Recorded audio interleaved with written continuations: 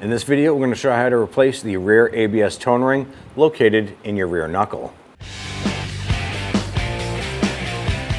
I'm going to go ahead and remove our center cap. Pop that off, set that aside. Using our 21mm socket, we're going to go ahead and loosen and remove our lug nuts.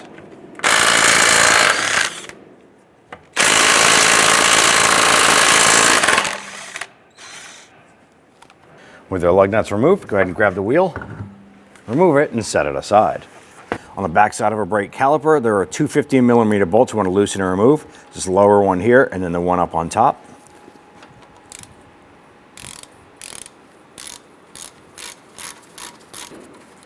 And spin that bolt out.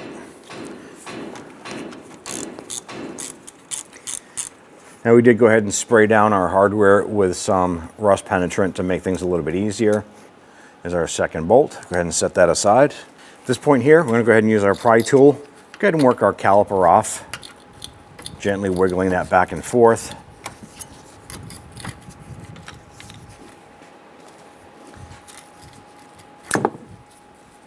And pop off the caliper. And we're going to use our tool here to go ahead and hang this. We're going to put it through the eyelet there for the bolt. And just going to pull this up top and set it up top, supporting this unit. Using our 18mm socket with an extension, let's go ahead and loosen and remove our caliper bracket bolts.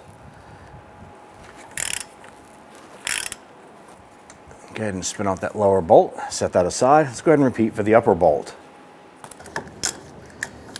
Now I'm holding the caliper bracket at this point here. You want to be careful because once you pull out this last bolt, like so, the caliper will be loose and it's going to come out with your brake pads. Go ahead and slide that out and set that aside. At this point here, let's go ahead and grab our brake rotor and pull it off. It looks like our brake rotor is stuck on. It's probably held on by the e-brake shoes behind here. So what I'm going to do is I'm going to go ahead and use a hammer. I'm going to go ahead and tap the back side of the rotor to try and work this off.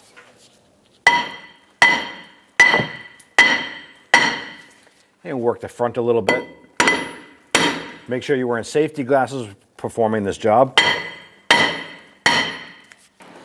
So we're able to break the rotor free. Go ahead and pull that off and set it aside. Using a 32mm socket, we want to go ahead and remove this nut on our spindle.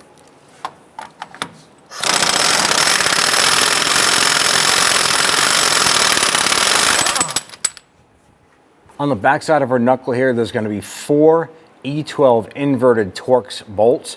There's one on the bottom here, there's one on the top, and there's 2 on the other side. These bolts go through to the back side of our wheel hub. We need to loosen and remove those before we remove that wheel hub.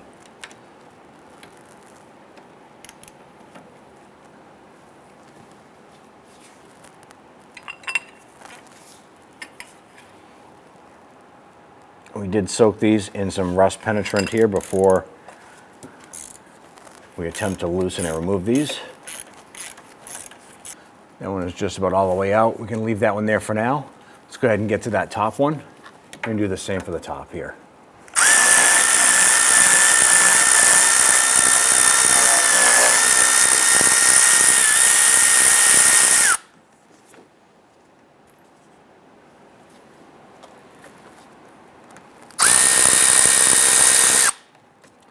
We'll get these 2 out. And let's go to the other side. Now we're on the upper rear bolt here. We're using a couple extensions with a swivel. Let's go ahead and try and loosen this one.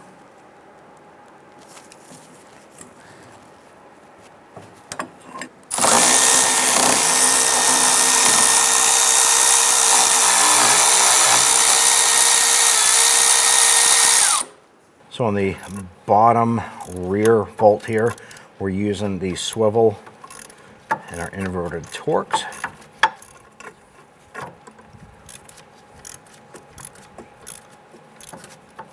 Now at this point here, our bolt won't come out all the way because our tool is now hitting our shock. What we're going to do is we're going to start working the hub out from the front. As the hub comes out, it's going to pull that bolt further inward. We'll then go ahead and use our tool and finish spinning that bolt out as the hub comes out through the front. Now we're just going to use our hammer and we're going to go ahead and tap the hub, work it back and forth. You can see this coming loose.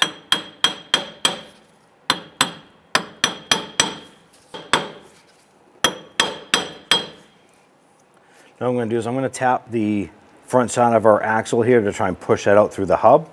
Now I'm going to go ahead and use a punch here in the middle. If you're going to be reusing your axle, you do not want to use a hammer on the end. You will damage the threads. So use a punch in the middle. Go ahead and tap that in. I'm going to go ahead and continue to pull the hub out. Let's go around to the back side and continue removing that bolt.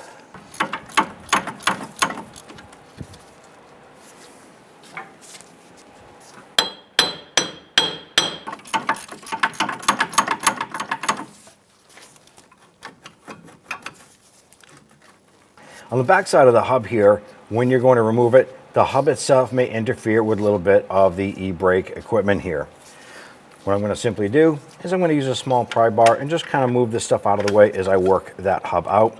The other side has a spring in the way, so just kind of move these components over a little bit. Go ahead and push on that axle, work that backing plate back, and continue that until that hub pops off. Now on the inside here, right around the perimeter of your CV axle, is going to be your ABS tone ring. We're going to use a small pick here. I'm going to go in and we're going to grab that and work that out. Ours is pretty rusted and deteriorated, so we're going to go ahead and dispose of that. What I want to do is just go around the perimeter of the axle. I want to get out any of the remainder of the rusty nuggets there.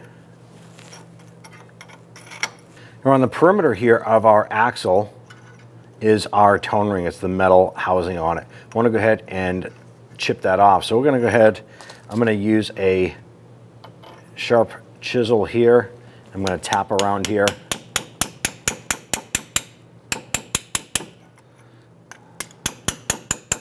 We need to work this off of our axle.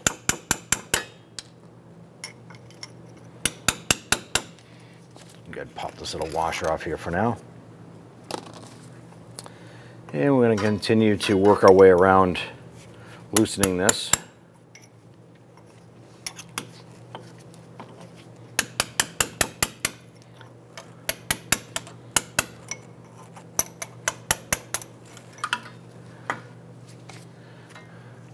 There's the actual metal part. Now I'm using some 400 grit sandpaper, and I have it on the end of a flathead screwdriver. And I'm just going to kind of work my way around the perimeter here. I'm going to try and sand off the edge of the axle here, just trying to clean up that rusty ridge and getting this prepared for our new tone ring. So now that we have our axle all cleaned up of any scaly rust and buildup, we can now take our ABS tone ring. We're going to line that up on the axle itself, and I can just gently press that on just a little bit. The next thing I'm going to do is I'm going to use an old bearing here. You can use something of the same perimeter. What you want to do is get something that's going to fit the outside of the ABS tone ring, and we want to tap this into place. So what I'm going to do is I'm going to line that up. I'm going to gently work this on evenly. I'm going to continue to do this until that ABS tone ring is completely seated.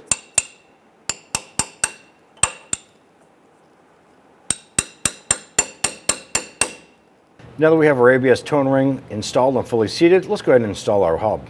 Now if you removed your spacer here, we're going to go ahead and install that back on the axle itself and just push that up against the axle. You want to make sure that the hub flange is facing the correct way. So the two narrow sections and the two narrow sections, top and bottom, are going to go top and bottom on our axle here. So line this up, slide that onto the splines. And at this point here, we need to go ahead and work our hub in past the emergency brake equipment. So we're just going to use our screwdriver or mini pry bar and pull the springs apart and pop that in.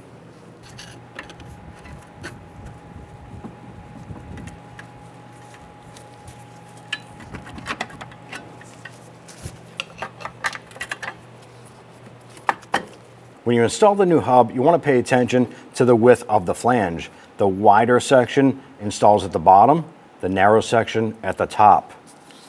If it's installed upside down, you won't get your bolts in, and you can actually risk cross-threading a couple of the bolts while you're trying to install this. So you definitely want to make sure that you install it properly the first time. So what I'm doing is I'm pushing on the axle and the wheel hub, pushing it upward and flexing that axle, allowing me to get that upper bolt up and into position. Now I'm not going to thread that one yet. I just want to get that pushed through the backing plate. And we're going to go ahead and install our lower bolt down below here. We're going to do the same. When we push the axle in, it's giving us some clearance around the boot to get that bolt in.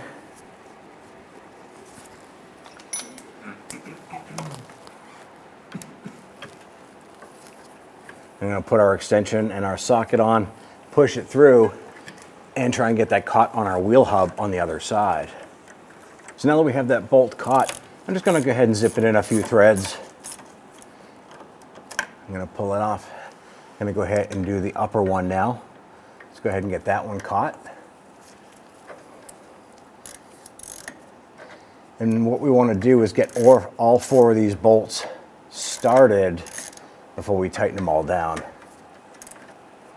I'm going to get our lower rearward bolt started here.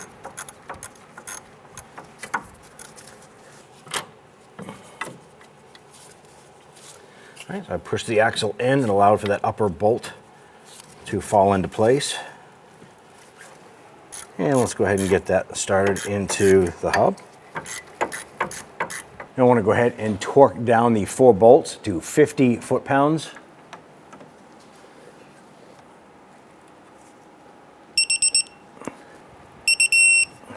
And I'll go ahead and repeat for the other 2. So I'm going to install our axle nut. And let's go ahead and snug that down.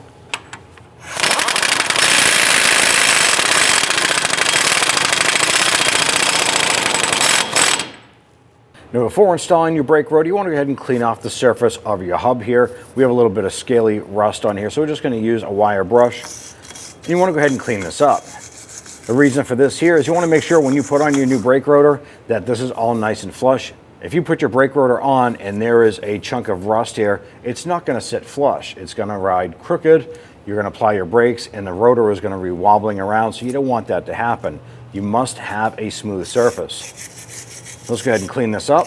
Once you have this cleaned up, just give it a spray with some solvent here. Clean up that surface, and we just wipe it down.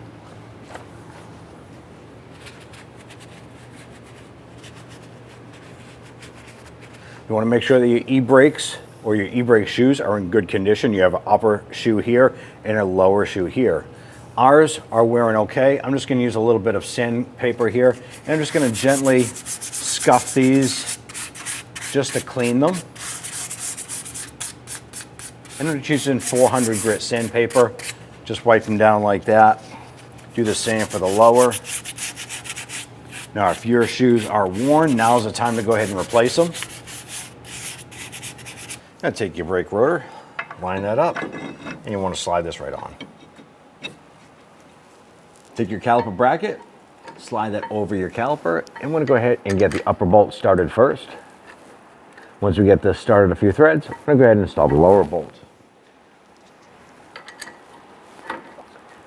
With both of these started, let's go ahead and snug those down. Go ahead and snug both of these down. Let's go ahead and torque these bolts down to 96 foot-pounds.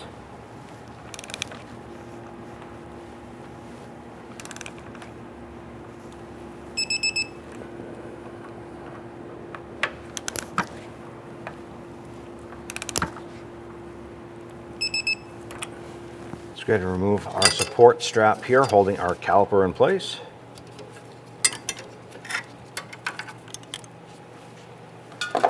Next thing we want to do is we want to go ahead and compress this piston back into the caliper itself. I'm going to use our tool here to go ahead and do so.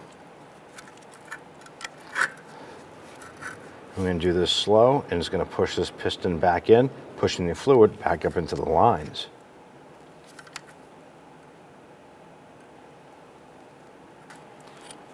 Go ahead and remove the tool and set your caliper aside. Now we're going to install our brake pads.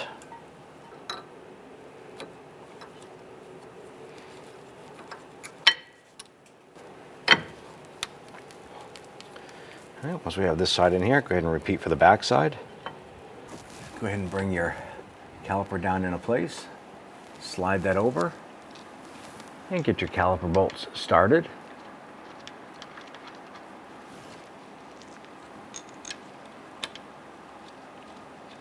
And once you get both of those in, let's go ahead and snug them down. Let's torque down our bolts to 23 foot-pounds. We'll repeat for the upper. Go ahead and spin on a couple lug nuts here.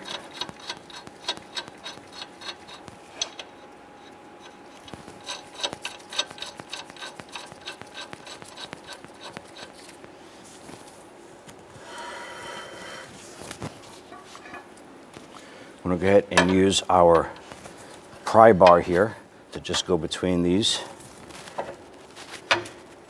Now that we have our lug nuts installed and we have our pry bar here used as a brace to lock this in place, we're going to go ahead and torque down our axle nut to 157 foot-pounds.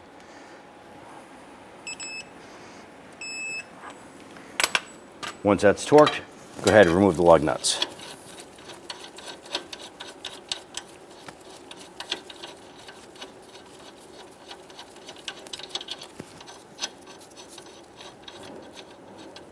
Go ahead and install your wheel. I'm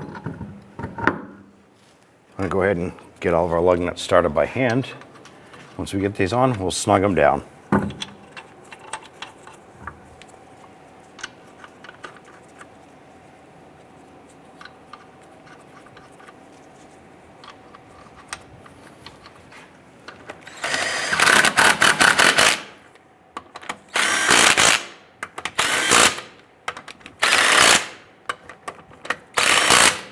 Let's go ahead and torque down our lug nuts to 110 foot-pounds.